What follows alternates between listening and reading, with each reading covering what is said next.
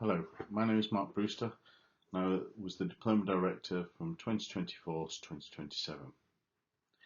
This is the copy of the Diploma Intro Day presentation, which I give, which provides an overview of the whole diploma, including aspects of the coursework, the exam, and also the benefits it can give you within your career and your future.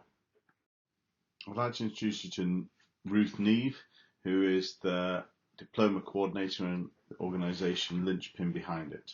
She's part of the Secretariat in the BSSH and is your first point of contact and coordinates not only a lot of the information and queries you have about the diploma, but also the logistics for the exam and marking of coursework and such aspects. She can be contacted on diploma@bssh.ac.uk and attends not only the exam but also the intro or prep course, therefore is there and available to be seen in person if there's any queries should arise at these points also. As mentioned, I am the Diploma Director and I report directly to BSSH Council and the University of Manchester. I'm the Chair of the Committee and the Director of Education. I help choose questions and set the exam, approve applications, resolve concerns, but I do not assess your coursework or exam performance. I just help to moderate this and collate the results. The Diploma Director position changes and rotates every 3 years. On to the diploma course itself. It is a taught course and has a structured programme of learning. The emphasis is on clinically relevant information that will be useful in your future career and lives as a surgeon. And it's not just another exam. The outstanding feature of this diploma compared to others that are available are the tutorials, which are with an experienced hand surgeon to discuss not only the topics within the diploma, but also to explore these, improve understanding, and identify tips and tricks that are beyond the books that will help in your day-to-day working lives. The educational theory. The tutorials are for the tutors to use their years of hands-on clinical knowledge to inform you. You can discuss and compare your view with an experienced tutor, and the aim is to push you towards higher order thinking, to figure out things that you may not have read before, but you have the base knowledge and understanding to work out, because this is the common problem solving you experience in your working life. You need to prepare for the tutorials, case-based discussions and knowledge-based assessments, and the revision of the whole course material is required for the examination at the end, which comprises the written paper and the orals. When you start on the diploma, you receive a record of coursework of assessments book. In the future, this will be online, but at present is still a paper copy that you carry around with you and get signed off as you do your tutorials and case-based discussions, PBAs, etc. It outlines the 8 modules and 32 tutorials that you'll need to undertake, the KBAs related to each of those modules, the CEX, case-based discussions, and PBAs. There are internally marked tasks and externally marked assessments, and it's very useful if, while we're still on the paper version, each time you get a signature to photograph your book, just in case you lose that, and then you have evidence of the completed task. You also need to hand this book in before you can sit the exam. The tutorials. There are a number of rules around the tutorials, some of which are actually highlighted when you apply for the diploma online. A tutor can only lead on 2 modules, so that's completing a total of 10 tutorials, 8 core tutorials and 2 KBAs across the whole diploma for you. This means you usually need at least 4 tutors to be able to complete the complement of tutorials and assessments. There can be a maximum of 4 candidates per session at a tutorial. This is to try and improve the quality and not dilute the information and the discussion. Non-diploma candidates can be present at the tutorial but shouldn't really take an active part and distract from it, because this is focused for you while you're on the diploma. and you should agree the topic of the tutorials well in advance to allow for focused reading, and so you can really explore the tips and tricks and what is beyond the book to get the most out of the consultant's time when you're with them. There are 4 tutorials per module on 1 KBA, so that's a total of 40 hours at least of time with the consultants. There's suggested subtopics within the diploma manual in section 10, and that breaks down each module to show what could be discussed in the 4 tutorials. And people vary the format they use. Some can use a discussion, some ask you to present, some do a Fiverr type session, and some will actually work through a formal presentation they have already and ask you to contribute to that. All of these are valid, and we recommend the tutor themselves to find what works best for them. Identifying the tutors and timetabling their sessions are key to passing the diploma. This is usually quite easy within a large centre where there's many tutors available. However, it can be difficult in the smaller centres. We do ask you to identify at least 4 tutors when you're actually registering for the diploma. However, we appreciate people do move during their time in the diploma and therefore may be out of touch with these tutors. If you require assistance in finding tutors, then the first person to discuss with is the diploma supervisor, who may be able to find someone locally. Beyond this, you can contact Ruth and look on the BSSH website, with the link which is here, which has a list of tutors and also those that are prepared to undertake the tutorials virtually, and therefore people can be much further afield and help you complete your course. The workplace-based assessments. There's a mixture of clinical examination, case-based discussions, procedure-based assessments, and knowledge-based assessments in the diploma.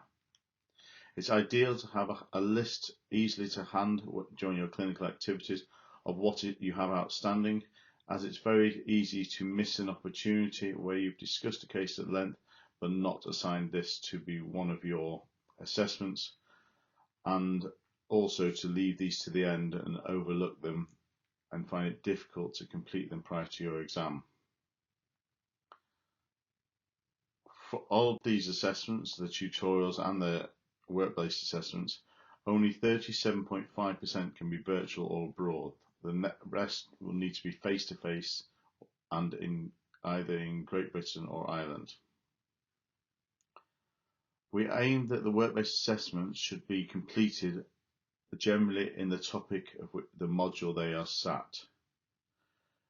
This keeps a nice breadth of assessments and information across the whole diploma, rather than doing all your work-based assessments on nerves because you have a particularly good nerve block within your job. There are internally marked assessments that are marked at your hospital, and this is in Module 1, a rehabilitation lecture, and Module 8, a conference or paper critique. And these can often be presented as a local audit, journal club, or a BSSH journal club presentation if you attend those. The externally marked assessments are submitted to Ruth, and these are sent to external examiners who mark these against strict criteria. These assessments include the video, the algorithm, and the review article. Please read the guidelines in detail in the online diploma course manual, as they not only break down the information required and the steps need to be completed to pass these tasks, but they also offer tips and tricks gleaned from where previous diplomats have either failed on their first attempt or struggled, and this will therefore allow you to be more successful in your first submission attempt. Please submit these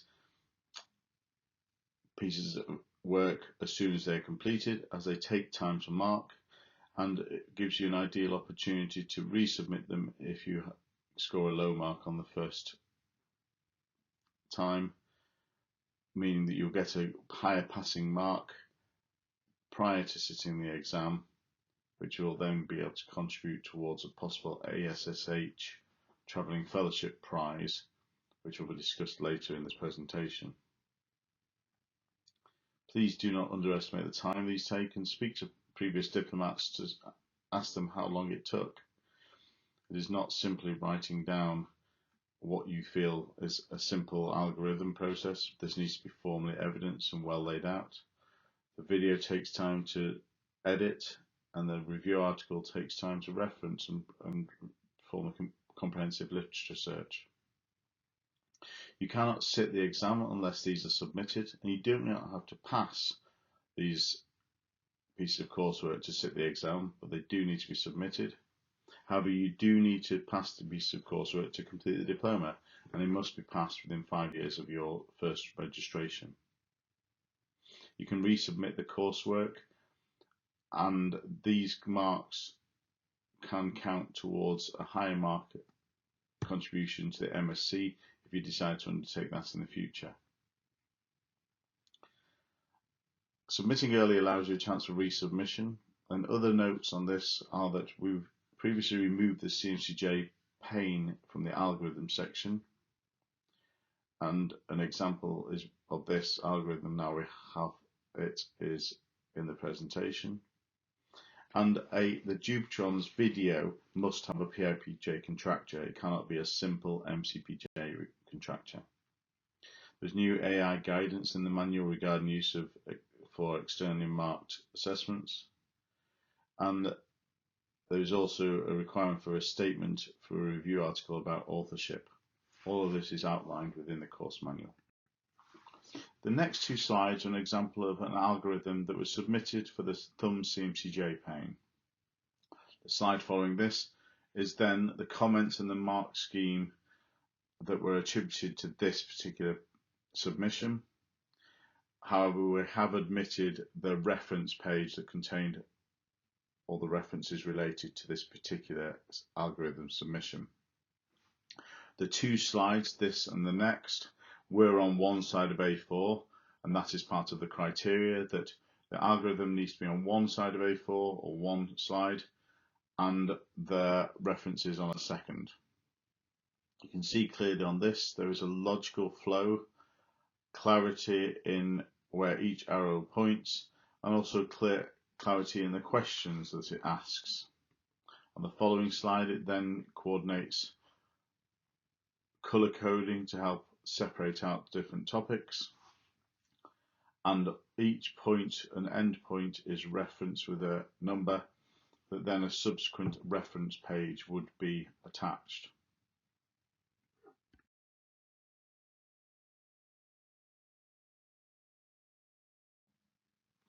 As is noted in the course manual on the algorithm topic, the marking scheme is separated out into different aspects, all of which are commented on in the feedback. A more detailed feedback is provided if the assessment piece is not of a passing mark, and this is directly aimed to help you to pass on a resubmission. Getting close to the exam, you need to have completed your coursework book and handed it in or logged it if it becomes online 4 to 6 weeks prior to the written exam. Those of you on the diploma will be emailed by Ruth the date that this requirement is for. You should aim that at the intent to sit exam, which is the formal time you will sign up to sit the exam, you would aim to have 85 to 90% of your tutorials completed. This will give you the time of the next 2 to 3 months to revise and complete a small number of tutorials that are left. If you formally sign up to sit the exam and do not sit it and therefore drop out, an admin fee of £250 will be required if there is no mitigating circumstances before you sit the exam in the future. If you take an exam but fail it, a resit is not charged, although that you can only sit the exam twice. At present, we have a commitment from Oracle for free 12-month access once you've actually signed up for the exam, which is usually in early August.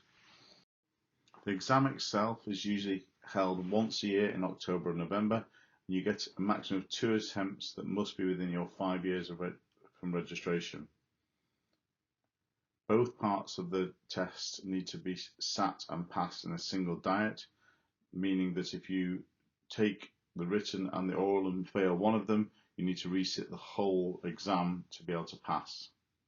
The written paper is taken online at home, therefore virtually, and then 1 to 2 weeks later, the oral Viber exams will be held. At present, they are in Birmingham.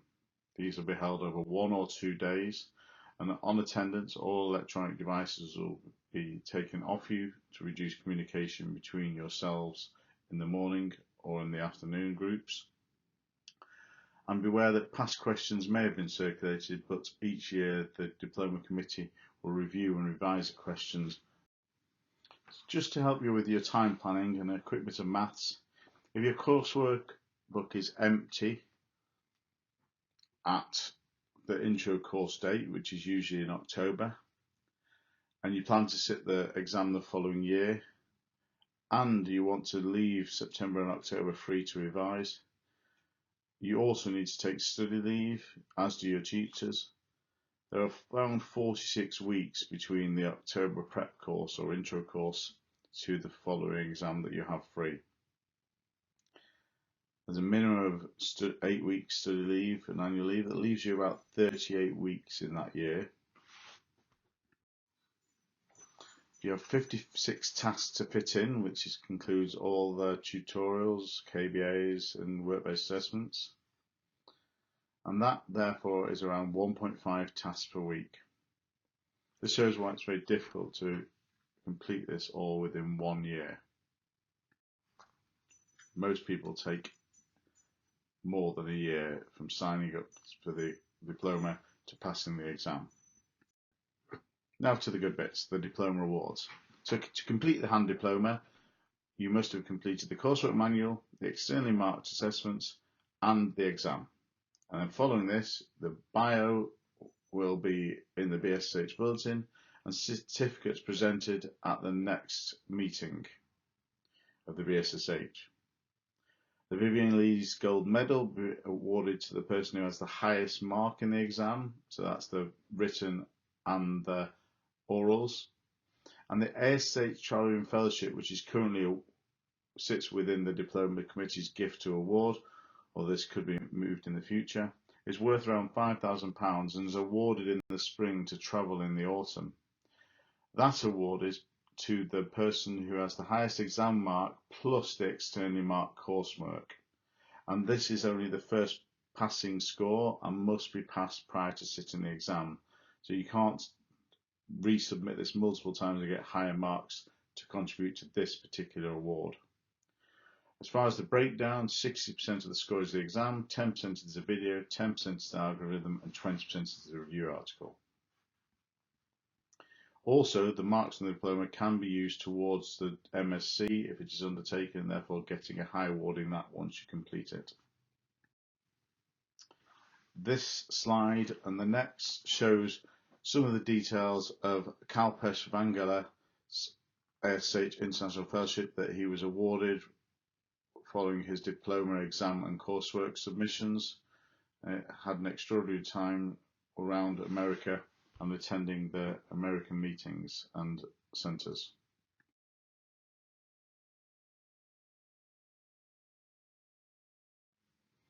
There is life after the diploma, and although you will have been awarded this and be very happy to have got through all of the assessments and exams, there is more. There is the Diplomats Dining Club that happens at the BSSH meeting, usually on the first day. And you can give something back by being a diploma tutor or supervisor in the future, a diploma examiner, which you have to have done a FRCS examiner's course, which we organise for you, and have been 5 years a consultant. You can run the diploma intro course, which Michael David and the team currently organise. You can help run the exam, mark external assessments, test sit the written paper, run the Diplomats Dining Club, or become a committee member or a future director of the diploma like myself, all of which are very rewarding. There is also the Masters programme, of which, using your contribution points from your diploma, you can then complete a dissertation or review article. This does not need to be primary research, and you can register for this up to 5 years after you've been awarded the diploma and must complete the MSc within 2 years. And this final slide just goes to show you how many people are involved in the diploma and working behind the scenes to help you improve your knowledge and become a better, more confident consultant in the future. All these roles are available to future diplomats to be engaged with. And good luck on your undertaking of the diploma.